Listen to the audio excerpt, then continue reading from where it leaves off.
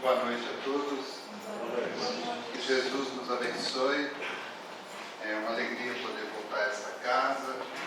E também foi uma surpresa para nós quando a Naira nos convidou para falar a respeito desse termo que tem a ver com a nossa profissão. E normalmente não é uma coisa comum numa casa espírita. Normalmente nós vamos falar só da doutrina espírita. E achei interessante, primeiro por essa questão, e segundo também porque, mais do que em outras épocas, hoje todos nós estamos vivendo uma fase de transição muito grande, não só do planeta, mas pessoalmente também. Quando os benfeitores espirituais nos falam da questão da renovação e da mudança, ela está acontecendo não só no planeta, mas particularmente com cada um de nós. Eu sempre costumo dizer que os benfeitores falam assim para nós: ou você muda, ou então você não tem outra alternativa. Ela já arrumou uma outra alternativa. Ou muda, então se muda. Certo. Mas na verdade essa mudança ela é tão significativa e tão importante porque nós sempre procuramos, através do estudo e do conhecimento da doutrina, ficar lá imaginando, puxa, Divaldo, Chico, os benfeitores falaram que começou no ano tal, vai até o ano tal, que vai começar no ano tal. Mas, na verdade, esse momento de transição e de mudança, ele já vem acontecendo há muito tempo. Muito tempo.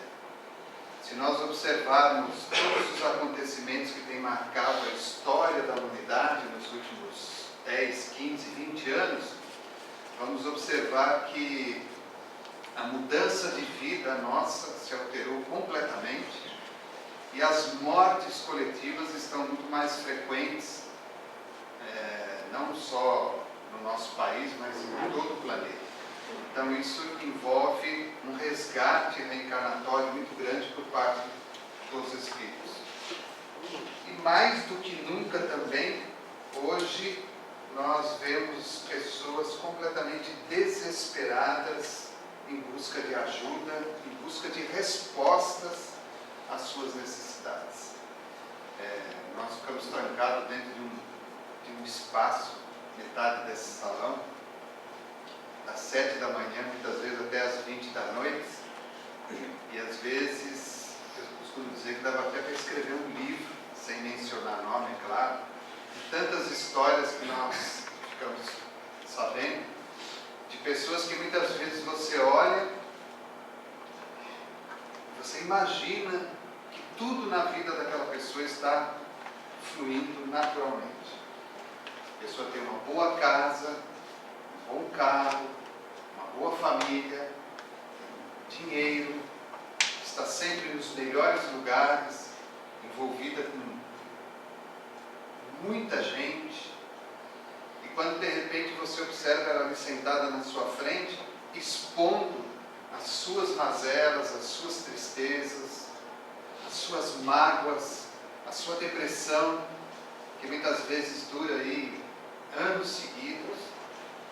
E enquanto não houver essa junção do trabalho médico, em todas as suas áreas, com a doutrina espírita, nós ainda vamos ficar um pouco reféns daqueles profissionais que veem exclusivamente o indivíduo como um ser de carne e osso.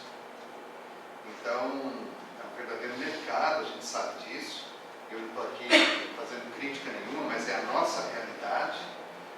Então, normalmente você vai a um médico, você fala para ele que tem uma dor no estômago, ele vai te dar um remédio para você tomar, aqueles mais conhecidos de sempre, e você vai tomar o remédio. A dor vai melhorar? Com certeza, ela vai melhorar. Muitas vezes ela vai até passar, mas passado determinado tempo, aquela dor vai voltar. E normalmente você vai, puxa, aquele médico não foi bom, né? Ou aquele remédio não foi bom, a dose dada não foi o suficiente. Se você vai num outro profissional que, além de ver o corpo físico, vê também que ali há um espírito em trânsito, Ele vai tentar investigar, mas você tinha dor no estômago? Não, não tinha dor, nunca tive dor no estômago. Então vamos retroceder um pouco na história. O que vem acontecendo na sua vida? Questão de 2 anos atrás eu perdi a minha companheira, eu perdi meu companheiro. E de lá para cá minha vida se transformou completamente. E aí você acha um ponto de mudança, de transformação na vida daquela pessoa. Aquela pessoa, aquele espírito, ainda não estava devidamente preparado para aquele embate que iria passar, a morte de uma pessoa próxima da sua vida. E, por uma questão de processos reencarnatórios, aquela pessoa tem lá no aparelho digestivo um ponto frágil e sensível dentro do seu corpo físico. Aquele alarme, aquela dor, aquele sofrimento guardado vai se manifestar até aquela dor. E como eu vou misturar, vou ter que misturar um pouco de espiritismo com terapia, então como lá no nosso espaço a gente, sempre na primeira participação com a pessoa, nós sempre damos um floral para aquela pessoa tomar. Nós damos os florais de Bach, são os mais conhecidos, os mais antigos. E o Dr. Bach sempre diz em todos os seus livros, devemos tratar o doente e não a doença. Porque ao tratar o doente, eu estou eliminando a doença. Se eu conseguir fazer com que aquela pessoa, mesmo não sendo espírita, tenha uma outra visão a respeito da morte do seu ente querido, com certeza aquela dor no estômago vai passar. Ela vai ter uma outra mudança. E nós estamos aqui falando fora de religião. Se ela for espírita, muito melhor. Ela vai entender mais rapidamente, mais facilmente a sua dor, a sua perda, o seu sofrimento. Se ela for de uma outra religião, nós vamos ter que usar aí de um malabarismo, dentro daquilo que a outra religião nos oferece, para conscientizar aquela pessoa de que ela pode ter uma vida diferente, mesmo sem o seu ente querido do lado. Então a doutrina espírita, a terapia holística, ela tem muitas particularidades com a doutrina espírita. É claro que nós não vamos aqui ficar um tempão falando, eu peguei aquilo que é o principal para nós termos uma noção.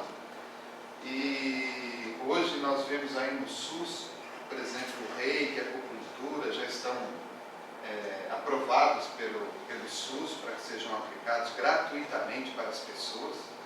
Existe aí uma corrente médica que não aceita isso de jeito nenhum, mas contra o progresso não há quem resista, porque são terapias milenares. Tudo que nós vamos apresentar são coisas milenares que estão aí sendo resgatadas. E aí eu fico me perguntando, puxa, por que será que depois de tanto tempo tudo isso veio à tona de novo? Por que será? E é justamente nesse momento de transição que nós tanto precisamos.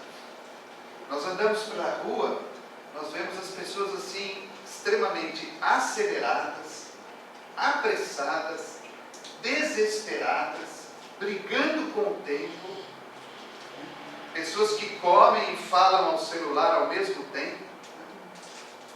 Ela não sabe nem com o que ela está falando e nem o gosto que tinha a comida.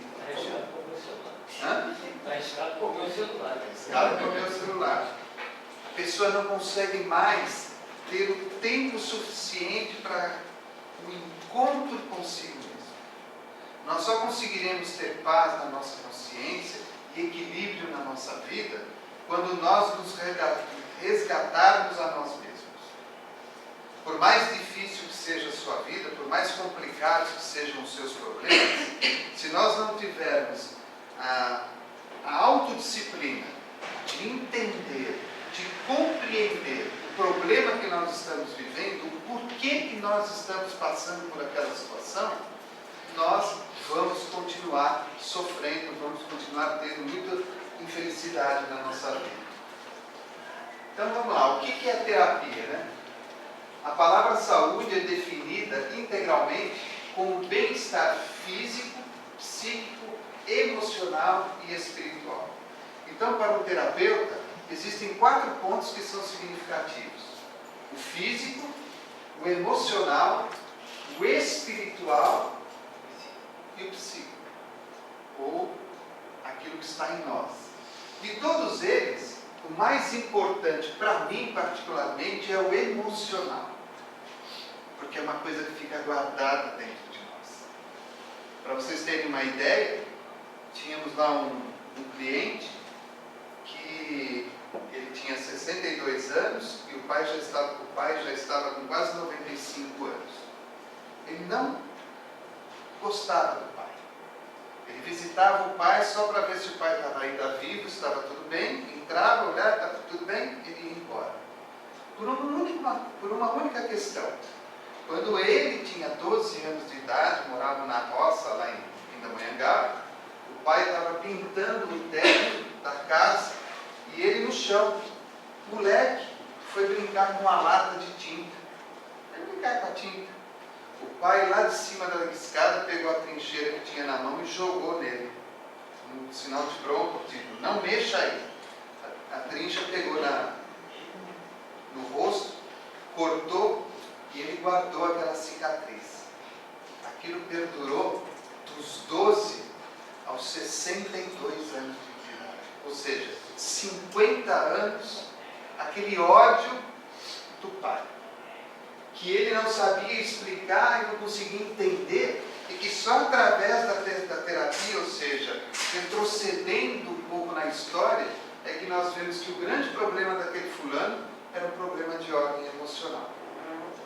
Não aceitação do pai em virtude daquele ato que tinha sido realizado há 50 anos atrás. Em função disso, se tornou um homem depressivo, triste e alcoólatra. Morreu por causa da doença. Olha que interessante. Às vezes nós achamos que somente as questões materiais, do desgaste físico do nosso corpo, é que faz com que nós venhamos a desencarnar. E nem sempre é só por isso. As questões de ordem emocional que ficam guardadas dentro de nós, elas vão se perpetuando ao longo da vida, ao longo do tempo, e nós, como não sabemos trabalhar com elas, não aceitamos trabalhar com elas, temos medo de encará-las, vamos mantendo-as dentro de nós.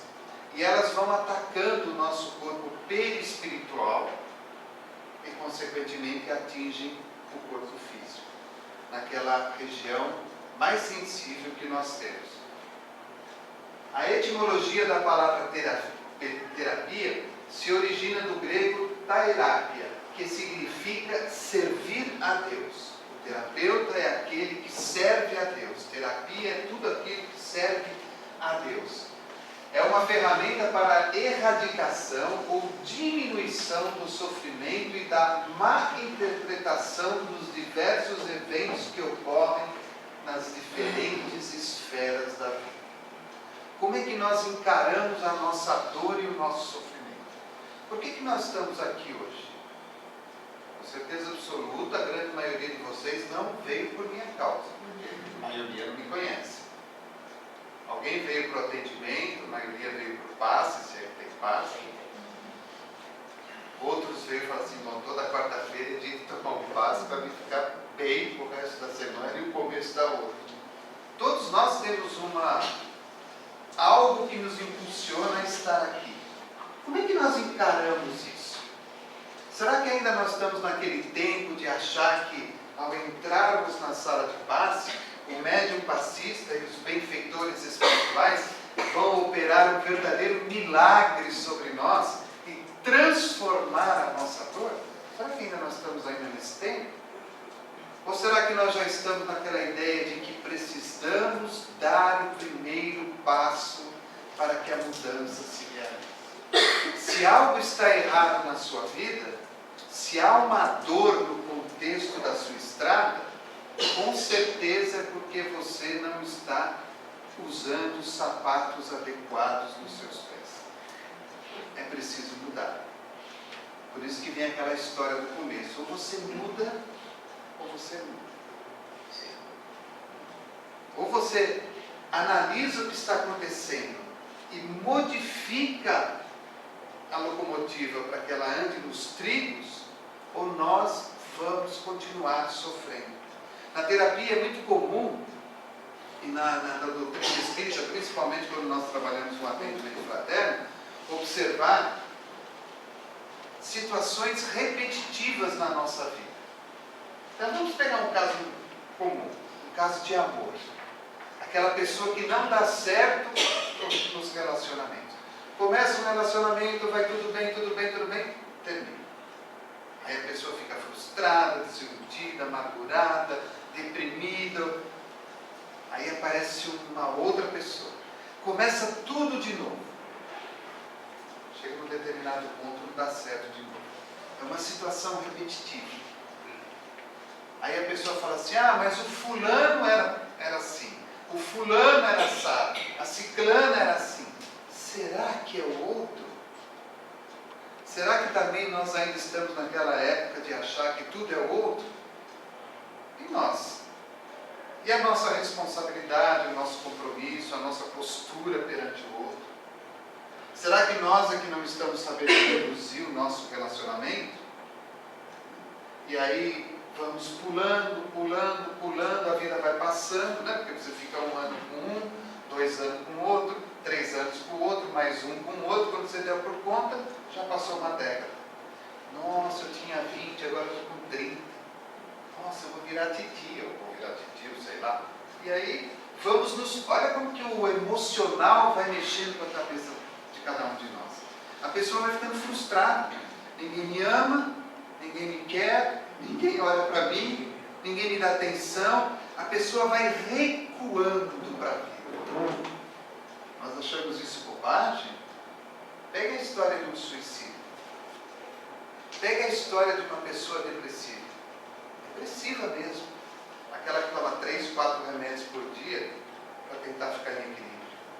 Pega a história dessa pessoa. Rejeitada pelo contexto, e ela própria se rejeita, se achando incapaz de fazer parte daquele contexto. E aí, ela perde a valorização da vida e se suicida. Nunca não, né? Mas há muito tempo não se via falar tanto em suicídio como nós estamos vendo falar hoje. Em jovens. Em jovens. Nossa! Quando eu era um pouco mais jovem, a gente jogava bola, bolinha de gude, rodava peão, empinava pipa, pegava aquelas bolas de meia, enchia de papel dentro, e jogava naquelas ruas descalço, vinha com a unha toda arrebentada, tudo imundo. Os jovens parece que perderam o norte da própria vida. É o emocional que vai trabalhando. O fulano fica fora do contexto, fica fora da realidade, e quando você se dá por conta, o fulano desencarnou. Morreu, se matou. Então, é aprender a lidar com o meu sofrimento, com a minha dor. A terapia proporciona o autoconhecimento através do mergulho em si mesmo. Olha, eu já tenho um pouco de doutrina espírita. Autoconhecimento, mergulhar em si próprio. Enquanto nós não aprendemos a olhar para nós de forma verdadeira, como eu falei, vamos continuar sofrendo. É aquela história de você pegar a cadeira, naquele espelhão bonito que a gente tem no quarto, sentar de frente para ele e se autoanalisar. Por que eu tenho acordado todo dia de mau humor? Por que eu estou perdendo gosto pela vida? Por que as coisas parecem que não estão me dando mais prazer? Por que será? Por que eu não tenho vontade de sair de casa? Não tenho vontade de passear, não tenho vontade de ir na casa de família, nem de aniversário de ninguém. Por que será? O que está acontecendo com aquela pessoa, né?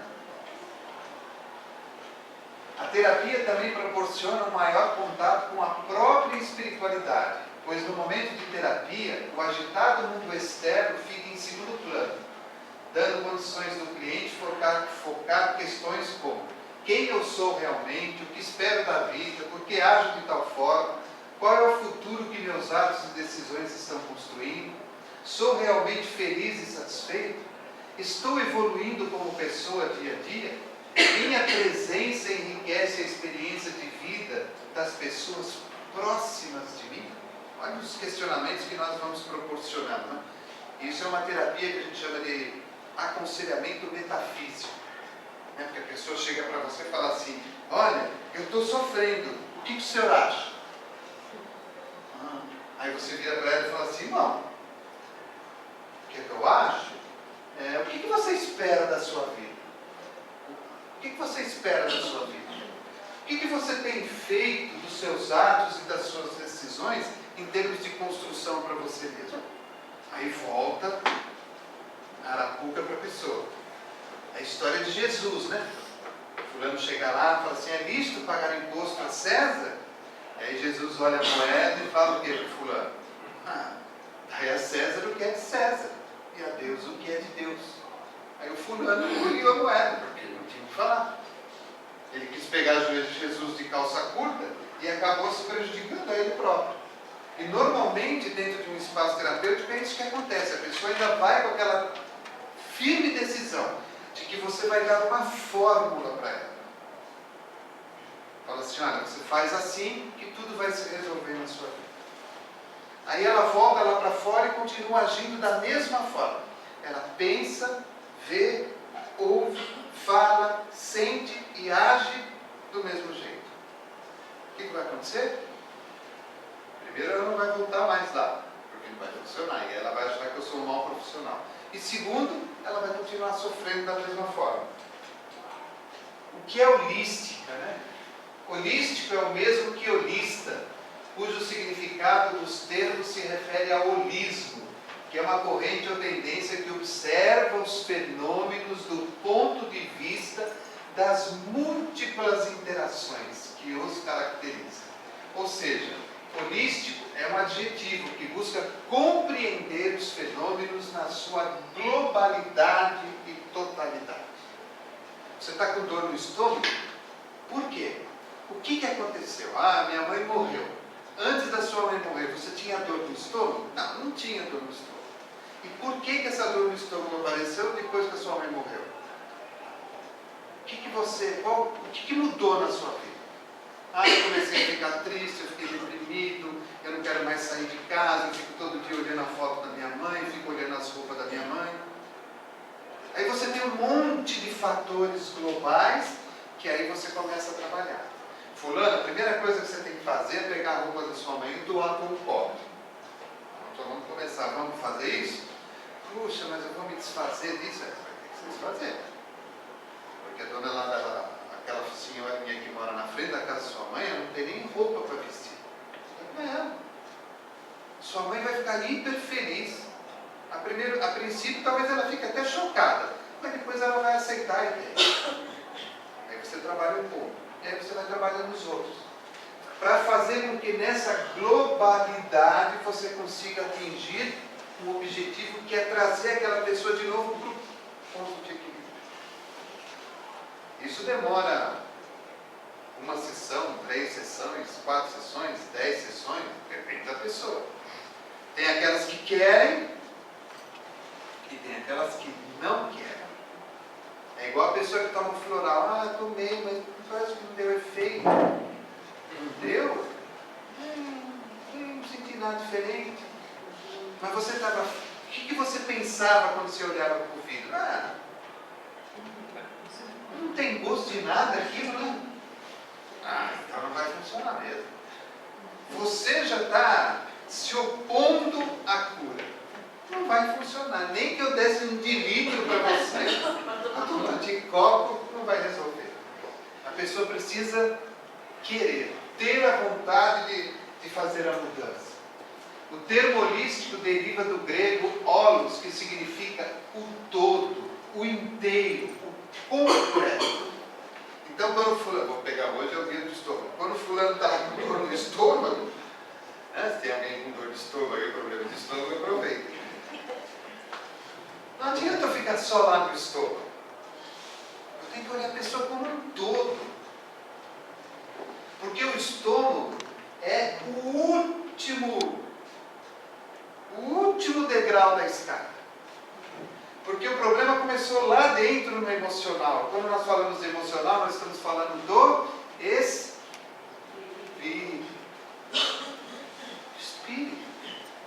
Por isso que lá atrás, lá o Dr. Bach falou, né? Precisamos tratar o doente e não a doença. O floral é para o doente e não para a doença.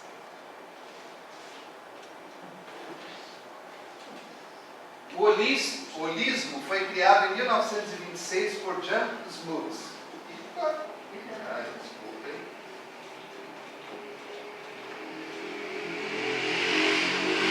O holismo foi criado em 1926 por Jan Smuts, um estadista sul-africano.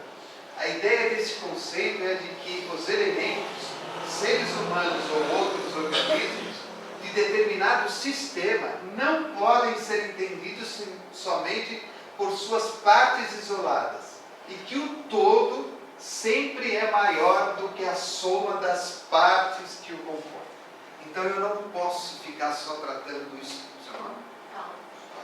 Eu não posso ficar tratando só do estômago da Paula. Toda vez que ela vai lá no espaço, e aí, melhorou? Ah, melhorei. Está um pouquinho melhor, a semana eu fiz uma dieta e tal. Ela volta na outra semana, eu vou ficar ali. Não vai resolver. Eu preciso tratar o todo. Como que é a vida da Paula?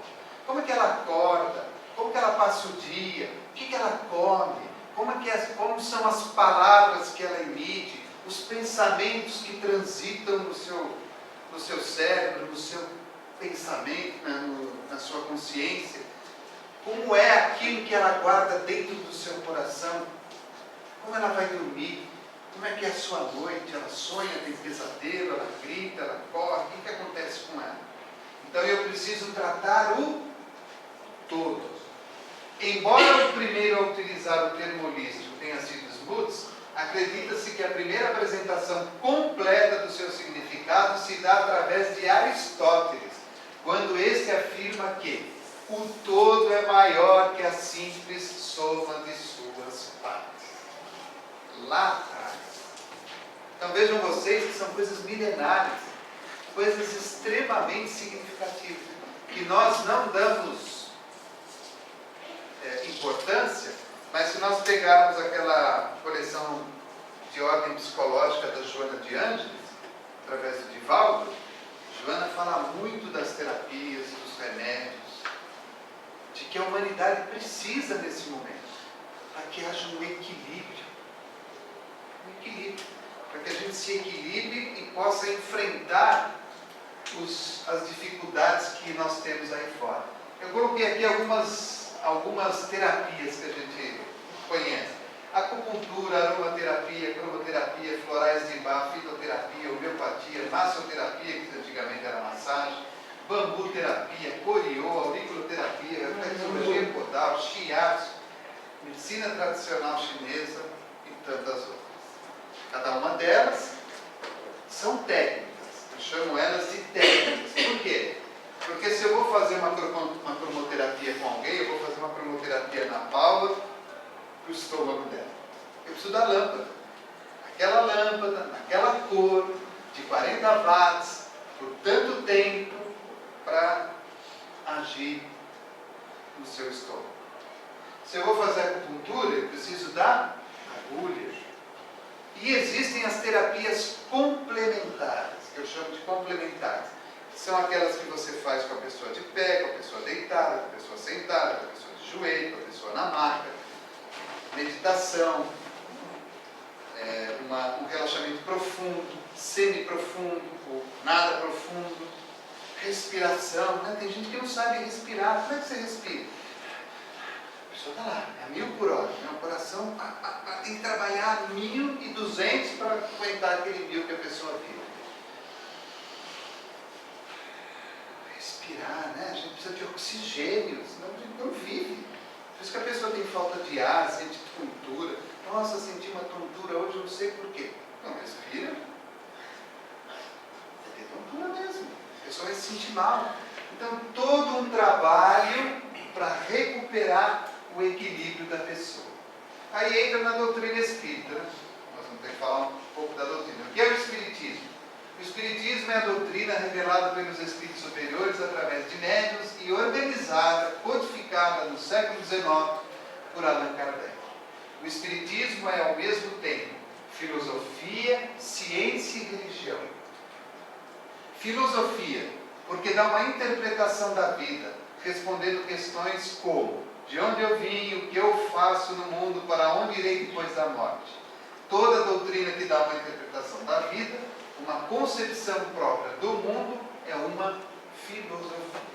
Isso tem muito a ver com aquela parte lá do holismo, né? Quem sou eu, o que eu estou fazendo da vida, o que eu estou construindo para mim mesmo.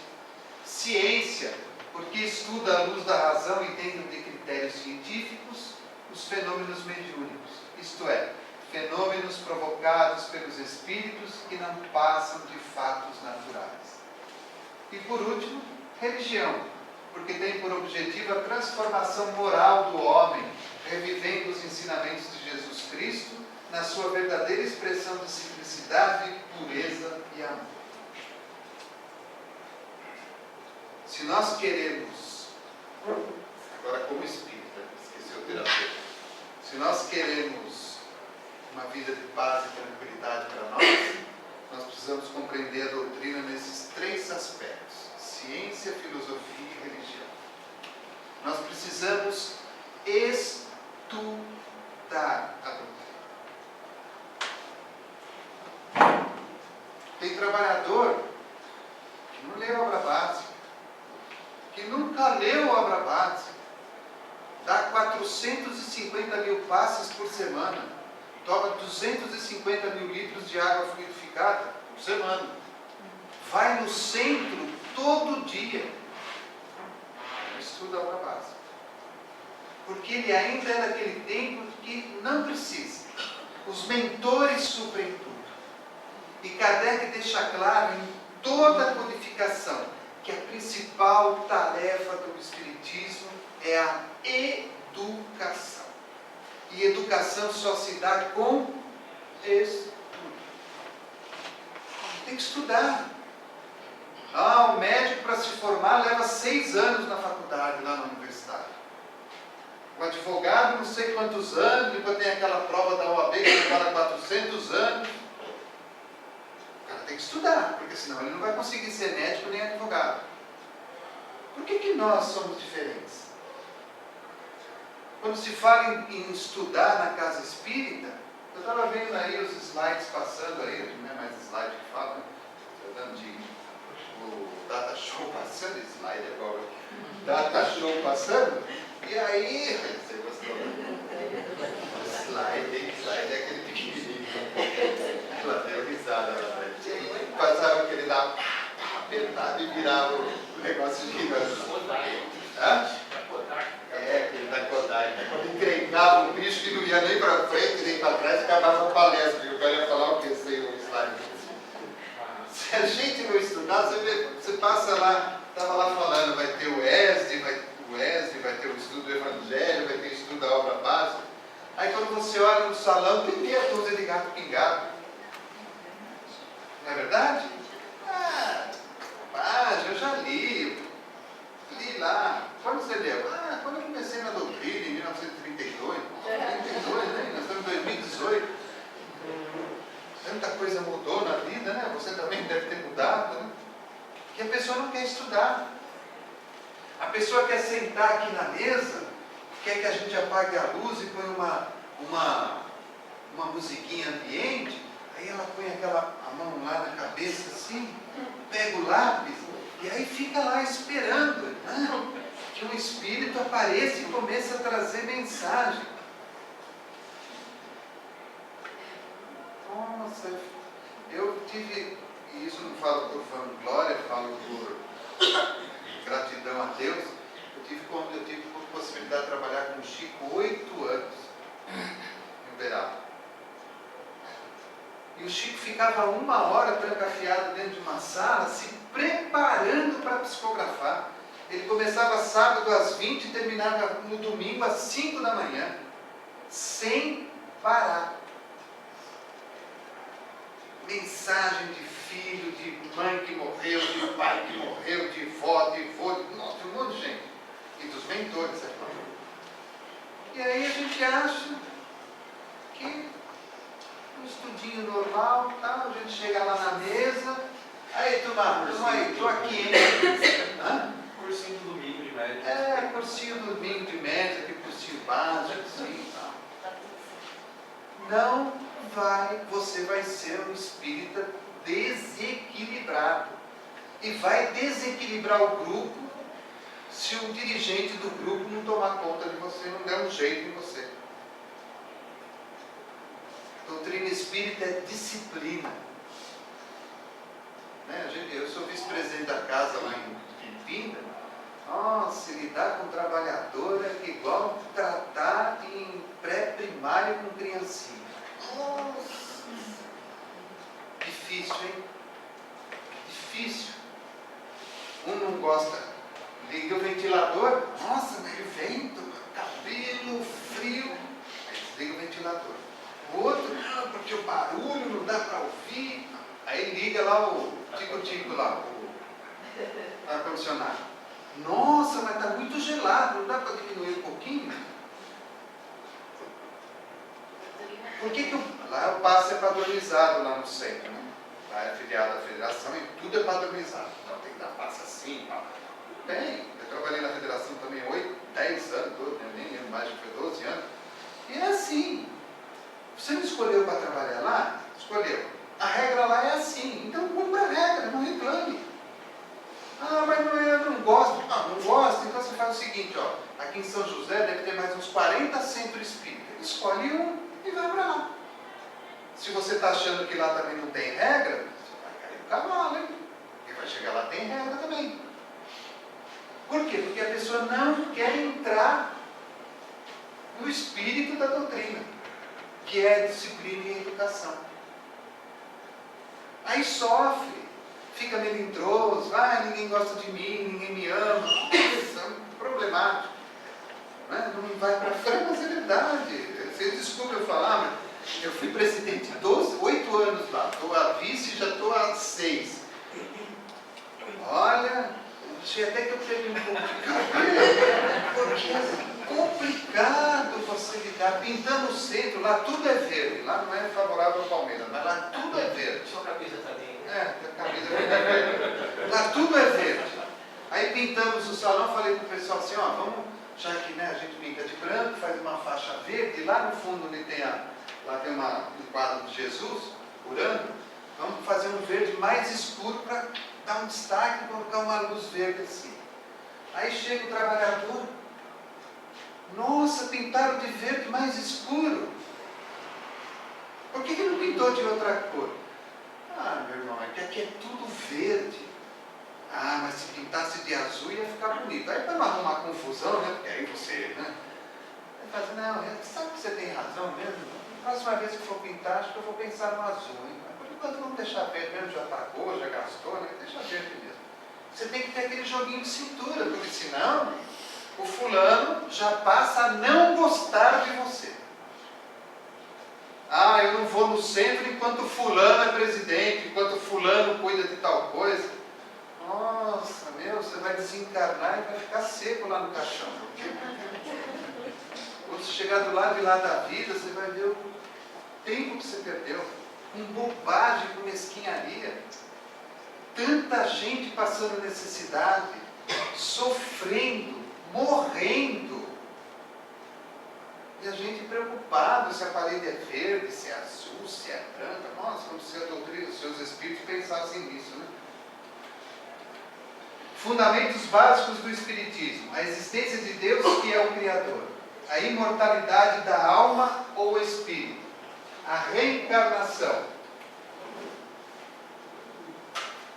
A comunicabilidade dos espíritos. A pluralidade dos mundos habitados.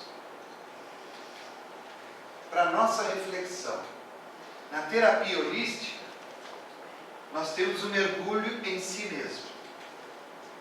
Nós unimos o todo, o mental, o espiritual, o físico e o emocional. Nós somos energia e estamos mergulhados em energia. Nós tratamos o doente e não a doença. E nós curamos o ser e o restante se cura. Mente sã, corpo sã. O que rege o espírito? O que rege eu, o espírito? A minha mente. Onde está a mente? No espírito. Se eu estou com a mente bem, boa, equilibrada, feliz, eu estou sadio. Porque o corpo responde àquilo que eu estou determinando. Tudo está na nossa mente. Tudo está na nossa mente. A física quântica prova isso hoje. E Kardec fala lá, pergunta lá no Livro dos Espíritos: querer é poder? Os Espíritos respondem: sim, querer é poder.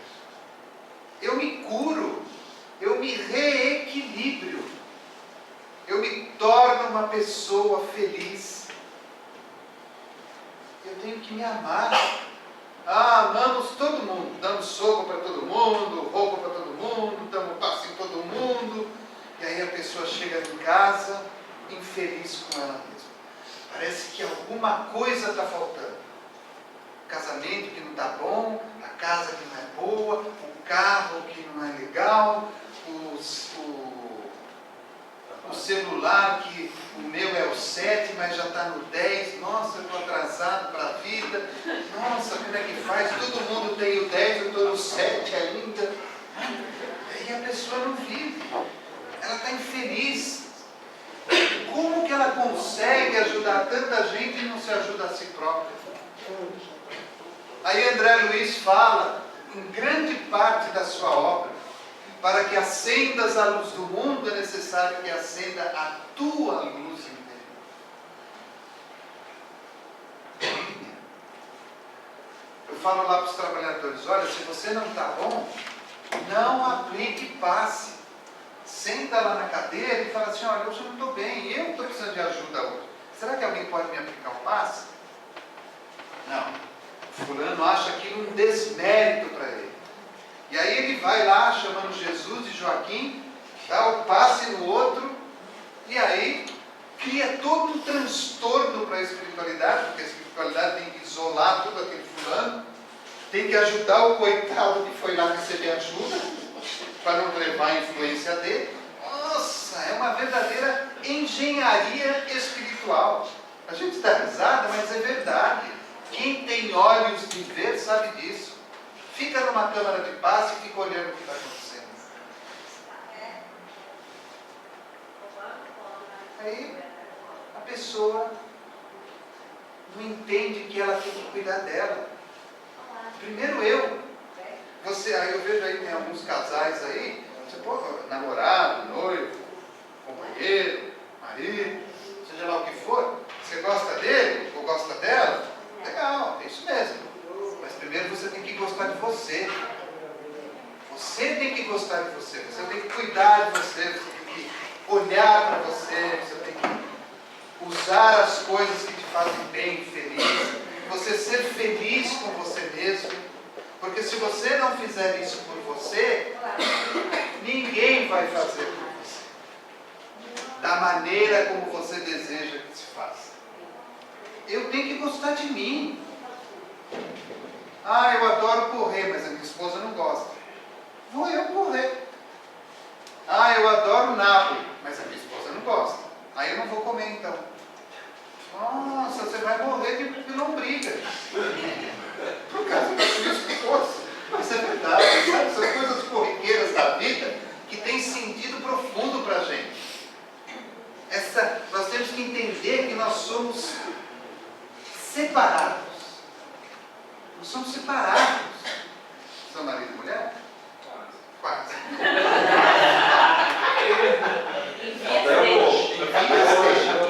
Até hoje é.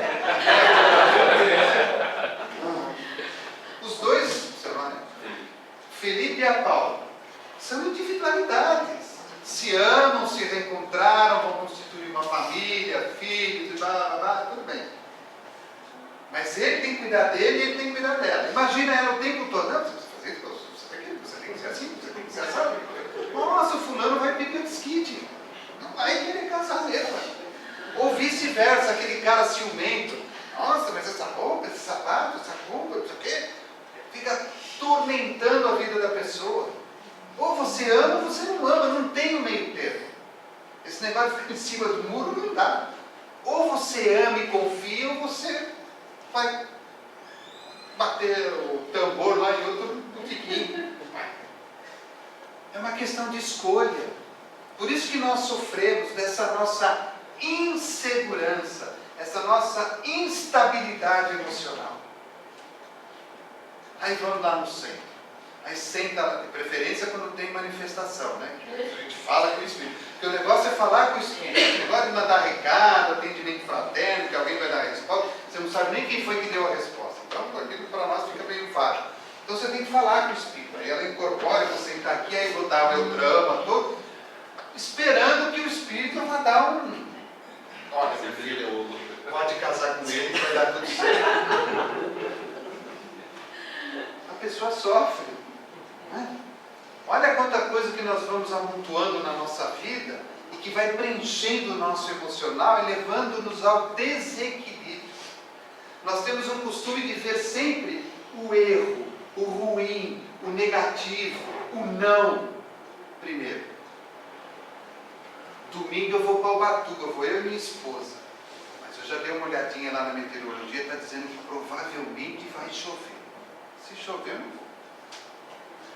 Nossa, só porque vai chover você não vai para Ubatuba? Ah, vou.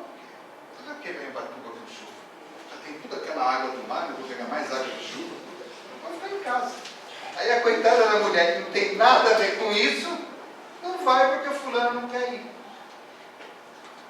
Ah não, eu vou, mesmo com chuva, sabe? Eu vou lá, vou na feirinha, vou lá na padaria lá, vou lá não sei onde, não sei outra coisa, vou lá na outra loja que não sei mais o que, eu vou fazer alguma coisa diferente. Só pelo prazer de ir, de ver algo diferente, de fazer algo diferente, de proporcionar a você algo que você quer fazer. A gente olha uma notícia na televisão, a gente foca no negativo. Ah, prenderam fulano. Bem feito. A gente pensa. A gente não consegue olhar o contexto, né? O todo. O todo. Né? Olha lá na questão do Espiritismo. Olha a semelhança. No Espiritismo, conhece-te a ti mesmo. Somos espírito, perispírito, duplo etérico e corpo físico. Somos movidos pelo fluido cósmico universal, a energia. O conhecimento nos oferece entendimento sobre as provas ou expiações. Por isso que o fulano fica doente. A luz vem de dentro para fora. É a nossa renovação. A responsabilidade holística. Tocar a alma de um outro ser é pisar em terra santa. Tratar uma pessoa é algo... Gente, vocês não têm ideia. Eu trabalho com massagem também. Você vai colocar uma pessoa deitada ali, você começar a fazer massagem naquela pessoa, você começa a sentir toda a vibração, toda a energia daquela pessoa, e aí ela começa a falar que está com dor aqui ou dor ali, e de repente você vai fazendo algumas técnicas, vai usando alguns outros apetrechos na massoterapia, e aquilo vai se desfazendo, nódulos no corpo que vão se desmanchando. Eu estou pisando, eu estou tocando numa terra santa. Respeito por aquele ser, por aquele indivíduo, por aquele espírito. Por que que aquela pessoa foi parar na minha mão? Aí eu estava vendo aqui um slide, gostaram do slide? Um slide lá que estava dizendo o seguinte, que nós não nos encontramos por acaso, né? Nós não estamos aqui hoje por acaso, nos conhecendo. Há um porquê por detrás de tudo isso. E esse porquê é justamente isso, porque nós precisamos resgatar os nossos compromissos. Nós temos dívidas uns para com os outros. É isso que os trabalhadores de uma casa espírita não entendem. Eles acham que vão lá vender cocada lá na porta da igreja, lá na Bahia de Todos os Santos, lá. Vender a cocada preta, marrom, azul, vermelha, rosa, sei lá de que cor. Então eles se acham o dono da cocada. Cumpri minha tarefa, ganhei meu bônus de hoje, vou para casa dormir tranquilo, minha passagem para nosso lar já está encomendada. Deixa ele, o avião vai cair no meio do caminho. De felicidade. É dívida. É dívida. Dívida. Quando chegava no Natal lá em Uberaba, que o Chico ia distribuir alimento, roupa, maçã, dinheiro, eram 4, 5, 6, 7 mil pessoas. Aquela fila que se olhava, você falava assim, gente, não vai ter roupa para toda essa gente. E aí do nada aparecia um caminhão. Olha, mandaram entregar para o Chico, é roupa. Aí estava a roupa. É dívida.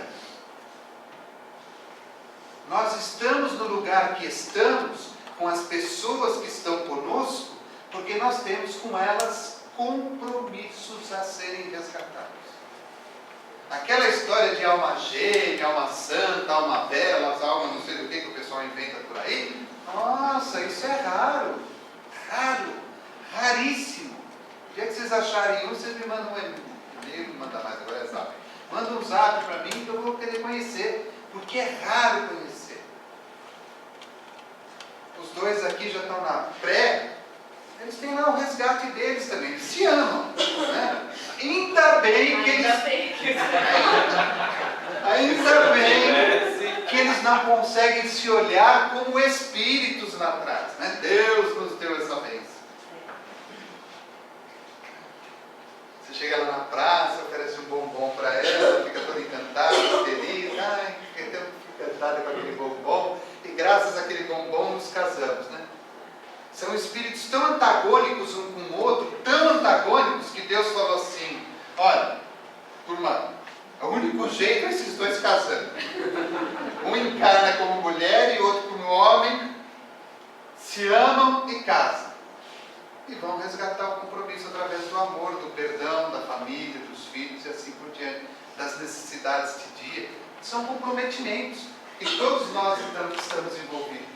Então a responsabilidade maior da holística é entender que nós estamos pisando em terra santa ao tocar em uma pessoa que está à nossa frente. A responsabilidade espírita é a reforma íntima total. Aí eu peguei uma imagem aqui lá que eu achei, fulano se rasgando, tirando essas tralhas que tem dentro de nós. Nossa, é tanta bobagem, tanta besteira, tanta coisa que vamos guardando, vamos alimentando. Porque minha mãe não me amou, porque meu pai não me quis, porque a minha avó não olhava para mim, porque minha avó deu bicicleta para um, mas não deu para outro. Meu, esquece isso, foi lá em 1900 bolinha, agora já acabou. Nossa, sua avó já deu 10 voltas lá no caixão e você está ainda falando da bicicleta lá. Daqui a pouco ela vai reencarnar como sua filha e você está aí falando dela aí. Esquece. O que aconteceu ontem, aconteceu. O que você comeu ontem no almoço? Ei, não lembro. Precisa fazer terapia, hein? O que você comeu no almoço? Vai falar que eu não lembro. Tá melhor? Nossa Senhora! Senhora, o que você comeu no almoço? Almoço? O molho? Olha lá, ela comeu almôndega. Aquela delícia da almôndega com molho foi ontem, acabou. Hoje o que foi? Vai falar que foi um molho de novo. Foi panqueca, ela aproveitou o molho e fez panqueca. Ela aproveitou o molho e fez panqueca. Hoje é panqueca, ontem foi almôndega. Ontem eu não entendia determinada coisa. Hoje, com a oração, com a vibração, com a paz, eu consigo entender de forma melhor. Quando nós mudamos a forma de ver as coisas mudam. As coisas mudam. Pare de ver o ruim. Nossa, eu vivo num planeta de pó. Eu amo a vida. Sinceramente, eu sempre digo ao pessoal que Deus me ajude a viver até os 120 anos. Deus quiser. Porque eu amo viver, eu acho tão lindo viver. E a vida é uma coisa maravilhosa, apesar de toda essa desgraceira que está acontecendo, que não é culpa do mundo, mas é culpa dos homens, pelo seu mau uso do livre-arbítrio. Olha que interessante, como esse mundo é tão belo. Entra lá no Google lá e fica visitando lá, visita a Índia, a Indonésia que sofreu a tsunami aí, foi o terremoto, lá que foi terremoto. Como aquilo é bonito, o Caribe, o Havaí, o Haiti, mesmo a África do Sul com aquela pobreza toda, tem lugares maravilhosos. Honduras, que vive lá na Guerra Civil, e tem lugares maravilhosos. O nosso Brasil, olha para o Rio de Janeiro, apesar de tudo, como é lindo aquele lugar. Não. Olhamos para o negativo. Mude a forma de ver as coisas, que as coisas mudam. O resultado holístico. A mente é a causa de todas as doenças. E o coração é a fonte de cura. A mente é que causa. Nossa, uma dor aqui. O remédio. Se eu tomar, vou desencarnar. Eu não durmo. Tem uma fulana lá que trata comigo lá, uma senhora. Faz 22 anos que ela toma omeprazol. Vocês acreditam nisso? 22 anos. Se ela não tomar o omeprazol, ela tem dor no estômago. É sintomático já. Ela vai viajar, a primeira coisa que ela olha não é se ela está levando a passagem, se ela está levando o omeprazol. Porque ela pode esquecer qualquer coisa, menos o remédio. Eu falei para ela, você tem que parar de tomar. Não, mas o médico falou que depois de 22 anos não para mais. Quero ver depois de desencarnar que ele em cima não vende. Lá embaixo, não sei o que vai ser. Lá, sei que lá vai ser. E aí? Porque a pessoa não muda. A pessoa cristaliza a mente, é que nem processo obsessivo. A pessoa cristaliza a mente naquilo e não muda. E como ela não muda, ela sofre. Né? E o resultado espírita, eu sou um corpo, vou depurando o meu corpo com a evolução espiritual e me torno um espírito na mais pura integridade, ou seja, luz. Quando Emmanuel aparece a primeira vez para Chico Xavier, ele não aparece como Publio Leitos, ele aparece como uma chama de luz, irradiante. E aí, com o tempo, ele vai se mostrando ao Chico e aparece pela primeira vez como o senador Publio Leitos. Lá no Evangelho segundo o Espiritismo, na introdução 3, Notícias Históricas Terapeutas, Kardec fala o seguinte: do grego terapeutai, formado de terapeuen, que é servir, cuidar, isto é, servidores de Deus ou curadores. Eram sectários judeus contemporâneos do Cristo, estabelecidos principalmente em Alexandria, no Egito. Tinham muita relação com os essênios, cujos princípios adotavam, aplicando-se, como esses últimos, à prática de todas as virtudes. Eram de extrema frugalidade na alimentação. Também celibatários, votados à contemplação e vivendo vida solitária, constituíam uma verdadeira ordem religiosa. Filon, filósofo judeu platônico de Alexandria, foi o primeiro a falar dos terapeutas, considerando-os uma seita do judaísmo. Eusébio, São Jerônimo e outros pais da igreja pensam que eles eram cristãos. Fossem tais ou fossem judeus, o que é evidente é que, do mesmo modo que os essênios, eles representam o traço de união entre o judaísmo e o cristianismo. Tudo bem? Dado o recado? Não sei da hora, né? Estava lá de olho em mim. Desejo a todos aí um bom fim de semana. Que Jesus abençoe, que tenha muita saúde. E abram a mente para a vida. Vamos viver, né? Porque depois o trem passa, fala assim, olha meu filho, a sua hora chegou, vamos embora. E aí a gente vai se arrepender. Vamos viver feliz e com saúde, que é o mais importante. Muita paz.